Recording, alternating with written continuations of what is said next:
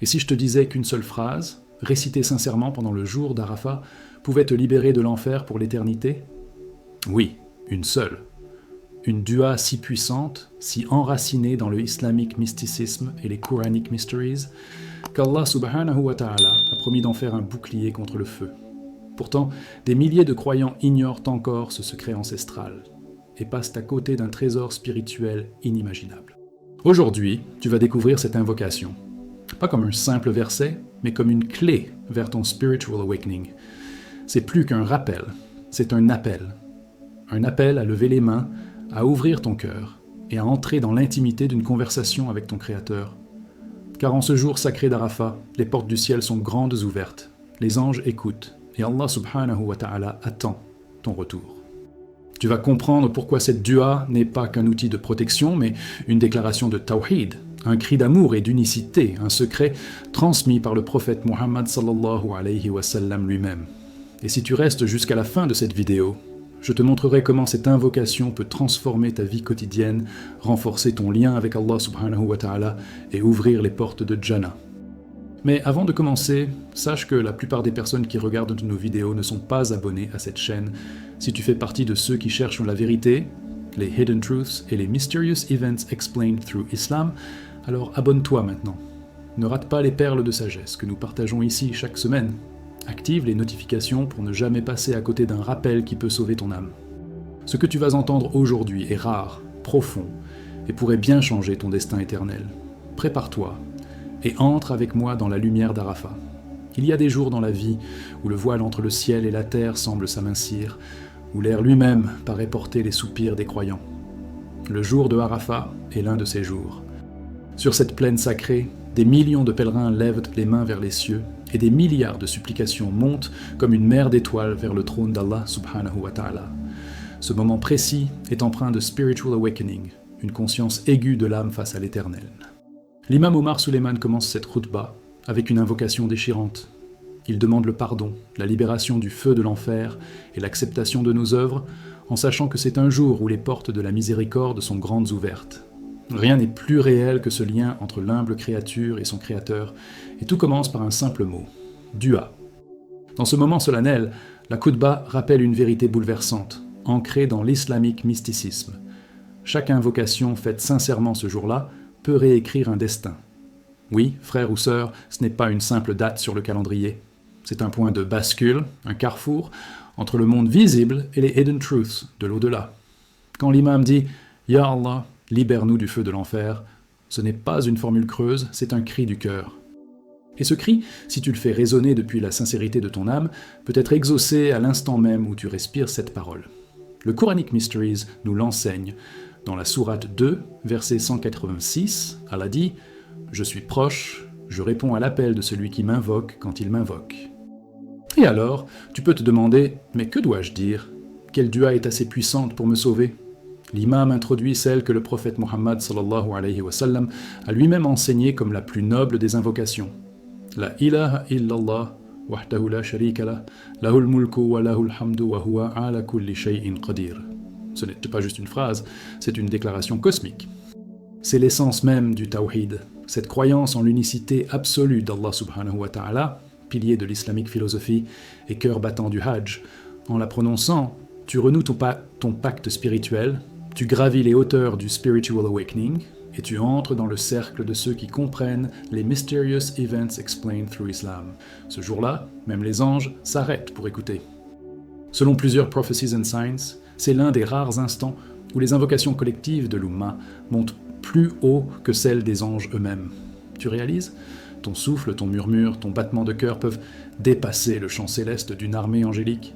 C'est pourquoi l'imam insiste que chacun d'entre vous répète cette dua, pas mécaniquement, mais avec chaque fibre de son être. Cette supplication, en apparence simple, est l'un des joyaux les plus lourds sur la balance du jour du jugement. Ce sont là des secrets spirituels issus de l'occult knowledge in Islam que seule la foi sincère peut activer. Alors oui, commence ta journée de Arafat par cette invocation, mais ne la laisse pas s'éteindre après l'avoir dite une fois. Répète-la, murmure-la en marchant, crie-la en pleurant, chante-la en silence dans ton cœur, car c'est dans cette constance que réside la clé. Le prophète Muhammad sallallahu alayhi wa sallam l'a récité non seulement pendant la prière, mais aussi en montant un sommet, en entrant dans une bataille, en contemplant la nuit. Ce n'est pas un mot figé, c'est une lumière vivante. Et cette lumière, mon cher frère, ma chère sœur, t'accompagnera alors que nous plongeons plus profondément dans les bienfaits de cette parole. Lorsque le cœur est secoué par l'urgence du pardon et que l'âme se tend vers la lumière, il y a des mots qui résonnent comme un miracle. Le centre de cette khutba sacrée, mes bien-aimés, repose sur une invocation si puissante qu'elle peut changer l'histoire d'une vie en un instant. Il ne s'agit pas de longues phrases complexes, mais d'une vérité condensée, répétée par les prophètes alayhim salam, les compagnons, et par le prophète Muhammad sallallahu alayhi wa sallam lui-même. La ilaha illallah, wahdahu la sharika lah, lahul mulku wa lahul hamdu, wa huwa ala kulli shay'in qadir. Cette phrase n'est pas seulement un dhikr, c'est une proclamation du tawhid, une clé qui ouvre les portes du ciel, une formule tirée des profondeurs du Quranic Mysteries et des occult knowledge in Islam. Tu vois, cette invocation est bien plus qu'une simple répétition. Elle porte en elle la structure même de l'univers. Elle affirme l'unicité d'Allah subhanahu wa ta'ala, sa souveraineté totale, sa perfection absolue. En la prononçant, tu t'alignes avec l'essence même de l'islamique philosophie. Tu te détaches du shirk, de toute forme d'association, et tu rentres dans le cercle sacré de ceux qui voient avec les yeux du cœur. C'est une déclaration d'indépendance spirituelle, une arme contre les illusions de ce monde. Et à Arafat, cette phrase devient un pont entre la terre et l'au-delà, entre ta voix et la réponse divine. C'est dans ces instants que les hidden truths sont dévoilés à ceux qui savent voir. L'imam Omar Suleiman insiste. Le prophète Muhammad sallallahu alayhi wa sallam a dit que cette parole est la meilleure forme de rappel, d'ekr. Pourquoi ? Parce qu'elle englobe tout. Elle est un spiritual awakening en soi. Elle contient l'adoration, la reconnaissance, l'amour, la crainte révérentielle, la soumission. C'est une boussole dans l'océan de l'existence. Et pour ceux qui la prononcent sincèrement, le paradis s'approche et le feu de l'enfer recule. C'est une promesse prophétique, soutenue par les prophecies and signs, transmise au fil des siècles pour atteindre ton cœur aujourd'hui. Et n'oublions pas que cette phrase, en plus de sa puissance théologique, a des effets pratiques. Elle allège l'âme, chasse les mauvaises pensées, éloigne Shaitan et attire la baraka dans la vie. C'est ce genre de secret qu'on retrouve dans les profondeurs du islamique mysticisme, rarement expliqué mais immensément réel. Ce n'est pas une simple répétition, c'est une renaissance. À chaque fois que tu l'as dit, tu redéclares ton allégeance à Allah subhanahu wa ta'ala. Tu rafraîchis ton engagement, tu ranimes ta lumière intérieure. Alors imagine, dans ce jour où le ciel pleure de miséricorde et où la terre se prosterne en silence, tu as la possibilité d'un acte simple, mais cosmique. En récitant cette invocation, tu rejoins la lignée des croyants sincères, tu entres dans une chaîne de lumière qui traverse les générations. Et ce n'est que le début, car les vertus de cette phrase sacrée s'étendent bien au-delà de ce que tu peux imaginer. Dans les prochaines révélations, nous verrons à quel point cette simple déclaration pèse, même face aux péchés les plus lourds, mon cher frère, ma chère sœur. Tu serais étonné de savoir que parfois, un seul souffle peut peser plus lourd que toute une montagne de bonnes actions. Et ce souffle, c'est celui qui porte la parole, la ilaha illallah. Cette phrase n'est pas seulement un témoignage de foi, c'est un acte cosmique qui bouleverse les échelles invisibles de ton destin. Le prophète Muhammad sallallahu alayhi wa sallam nous a révélé que cette invocation est la meilleure des paroles, la plus lourde sur la balance le jour du jugement. Oui, plus lourde même que les montagnes de péché, parce qu'elle contient l'essence même du tawhid, le pilier central de toute l'islamique philosophie. Mais pourquoi donc pèse-t-elle si lourd ? Parce qu'elle n'est pas une simple suite de mots, elle est un miroir de ton cœur. Chaque fois que tu dis « La ilaha illallah », tu réaffirmes que rien ni personne ne mérite ton adoration en dehors d'Allah subhanahu wa ta'ala. Tu refuses les illusions du monde matériel, les chaînes invisibles du shirk, les tentations subtiles que le shaitan insinue. Cette phrase, mes amis, est le socle du islamique mysticisme, le sceau de l'âme qui a reconnu la vérité, et c'est pourquoi elle résonne puissamment à l'instant de la mort. Celui qui quitte ce monde avec la ilaha illallah sur les lèvres entre au paradis. Telle est la promesse. Mais ce n'est pas tout. Cette parole n'est pas qu'une clé pour l'au-delà. Elle ouvre aussi les 8 portes du Jannah. Chaque jour, à chaque prière, à chaque fois que tu la prononces sincèrement. Elle nettoie ton cœur, elle dissipe l'obscurité, elle t'élève au-dessus de la poussière du quotidien. Même si tu t'es éloigné, même si ton âme est couverte de fautes, cette phrase est comme une pluie céleste qui lave tout. Voilà pourquoi elle fait partie des occult knowledge in Islam. Sa puissance ne se voit pas avec les yeux, mais elle est ressentie dans l'invisible. Imagine un instant, les balances sont placées. D'un côté, tes fautes, tes oublis, tes colères. De l'autre, une simple phrase, répétée avec le cœur brisé, mais sincère. Et soudain, la balance penche en ta faveur. Tu réalises alors que tu n'avais pas besoin d'être parfait, juste d'être sincère. La ilaha illallah devient ton refuge, ton armure, ton appel silencieux à la miséricorde divine. C'est cela, mes chers disciples. Le secret caché derrière les Quranic Mysteries et les Hidden Truths du jour d'Arafat. Et si tu savais à quel point cette parole te protège aussi dans la vie d'ici-bas, contre les doutes, contre l'arrogance, contre les pièges de ce bas monde, elle te reconnecte, elle te réaligne. C'est pour cela que les savants disent que celui qui vit avec la ilaha illallah meurt avec elle. Et celui qui meurt avec elle renaît dans un lieu que ni œil n'a vu, ni oreille n'a entendu, ni cœur n'a imaginé. Mais attends, car dans le prochain chapitre, tu vas voir comment cette phrase est intimement liée à un des rituels les plus puissants de l'islam, le Hajj lui-même. Imagine-toi au milieu du désert, parmi des millions de croyants, vêtus de blanc, les pieds nus, les cœurs nus, criant tous à l'unisson « Labbaik Allahumma labbaik ». Ce n'est pas une simple formule, c'est une déclaration d'amour total, de soumission absolue, de désengagement du monde matériel. Et si tu prêtes attention, chaque syllabe de cette invocation respire le tawhid, la reconnaissance qu'il n'y a qu'un seul Dieu, sans associé.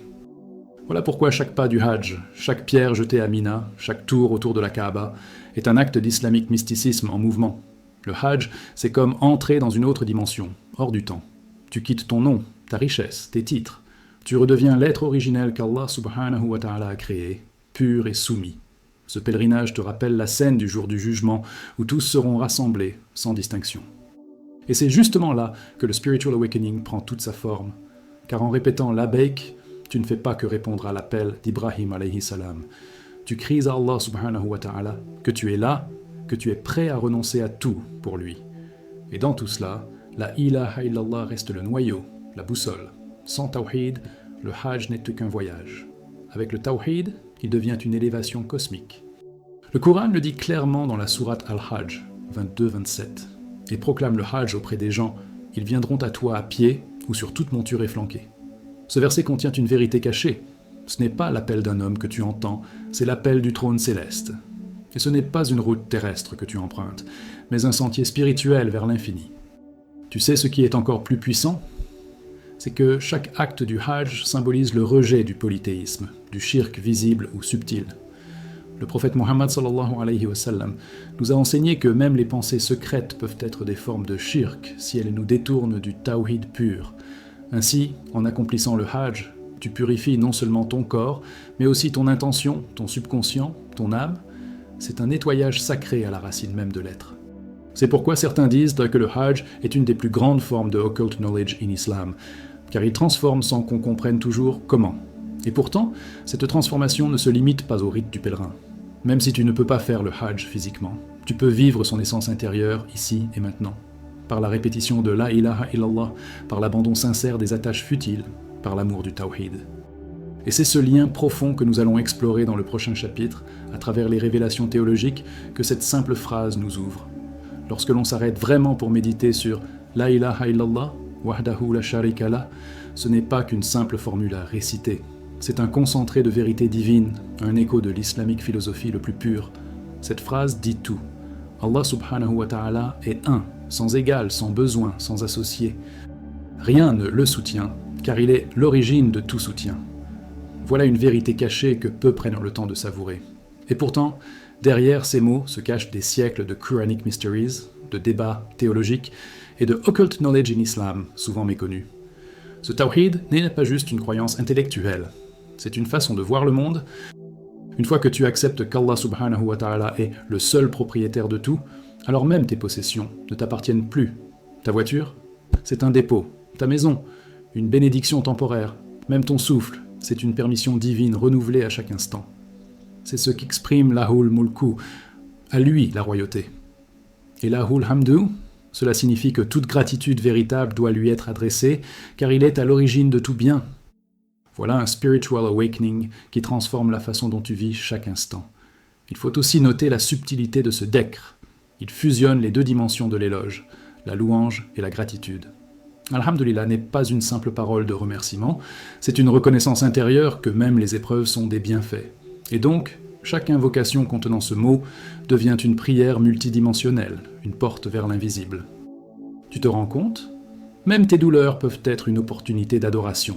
C'est là un des Mysterious Events Explained Through Islam. Comment la souffrance peut te rapprocher de la lumière. Et puis, il y a « Wa huwa ala kulli shay'in qadir », cette affirmation ultime de sa toute-puissance. Rien n'échappe à son contrôle, ni les galaxies, ni ton cœur battant, ni les tempêtes extérieures, ni les conflits internes. Tout est contenu dans son décret. Cela signifie que tu n'as pas besoin de sorcellerie, ni d'intermédiaires, ni de secrets ésotériques. La vraie force est dans cette certitude. Allah est suffisant. Voilà pourquoi les savants disent que cette phrase est le résumé de toute la islamique mysticisme. C'est l'alpha et l'oméga de notre foi. Mais ces perles théologiques ne doivent pas rester théoriques. Elles doivent transformer ta prière, ton sommeil, ton commerce, tes relations. Car chaque fois que tu prononces cette formule, tu ne fais pas que répéter, tu renouvelles ton pacte avec Allah subhanahu wa ta'ala. Et ce pacte, il est vivant, brûlant, vibrant.